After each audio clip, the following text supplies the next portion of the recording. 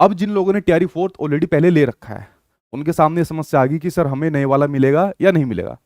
जिनको नए वाला मिल रहा है, अब ये कहेंगे सर हमें पुराने वाला मिलेगा या नहीं मिलेगा, क्योंकि एक फीस के अंदर शायद ही कहीं आपको देखने को मिले कि आपको दो दो बैच फ्री के अंदर मिल जाए। ठीक है, तो मैंने क्या काम किया है कि जिन्होंने पहले ले रखा है और जो अब ये वाला नया बैच लेंगे, मर्ज कर देंगे आपस में। मतलब जो बैच पहले से ही चलता आ रहा है उसी के अंदर हम इस बैच को बहुत बड़ा बनाएंगे। इस बैच के अंदर देखिए क्या क्या चीज आपको मिलने वाली जिसकी वजह से आपका ये बैच बड़ा होने वाला है। ऑलरेडी आपका चल रहा है टीआरई 4.0 बैच, इसी बैच को हम लोग मर्ज कर देंगे आपस में, क्योंकि सिलेबस आपका काफी बड़ा होता है। ठीक है, और मेन आपको सिलेक्शन लेने से मतलब होता है, कोर्स आपका बड़ा होता है, टॉपिक आपके बहुत बड़े होते हैं। तो कुछ तो हम लोगों ने पहले करा रखे हैं, कुछ अभी चल रही है।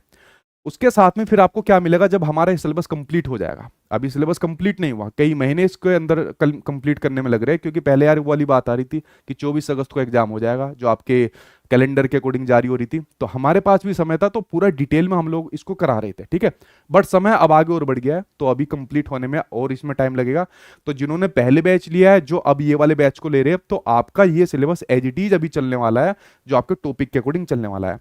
जैसे ही आपका सिलेबस यहाँ पर कंप्लीट हो जाता है, जैसे ही सिलेबस यहाँ पर आपका कंप्लीट हो जाता है, ठीक है, उसके बाद आपको एक एक बैच की फॉर्म में आप लोग इसको कह सकते हो एनसीईआरटी के नोट्स की क्लास इसमें आपको मिलेगी। एक पूरा सेक्शन आपका बना रहेगा इसके अंदर, प्योर एनसीईआरटी, और कुछ नहीं मिलेगा इसके अंदर। ठीक है, क्योंकि आप सभी को पता है कितने क्वेश्चन आपके, मतलब भर भर के क्वेश्चन अगर मैं कहूँ, जो आपके प्रॉपर एनसीईआरटी से देखने को मिलते हैं। तो जैसे ही आपका कोर्स कंप्लीट होगा, तुरंत उसके बाद आपका एनसीईआरटी नोट्स क्लास स्टार्ट हो जाएंगे। टीचर अपना यहाँ पर एनसीईआरटी के टॉपिक आपको पढ़ाएंगे। जो पीडीएफ आपके सामने एनसीईआरटी के फॉर्म में आपको दी रहेगी, वो पीडीएफ आपके पास आपके बैच के अंदर मिलेगी।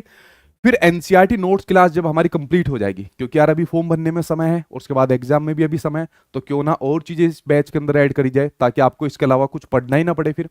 तो फिर हमारी जैसी एनसीईआरटी नोट्स क्लास हमारी खत्म हो जाएगी, उसके साथ में फिर हम लोग कराएंगे आपको जो नए टॉपिक्स आपके बीपीएससी के एग्जाम में पूछे गए। हर एक सब्जेक्ट के अंदर कुछ ना कुछ नई चीज एग्जामिनर आपसे पूछ लेता है। ठीक है, तो फिर हम उन नए टॉपिक्स को आपको लिए यहाँ पर कराएंगे, क्योंकि कोशिश यही है कि अगर यहाँ पर समय मिला है तो क्यों ना इसको यूटिलाइज किया जाए, कोई भी चीज छोड़ी ना जाए।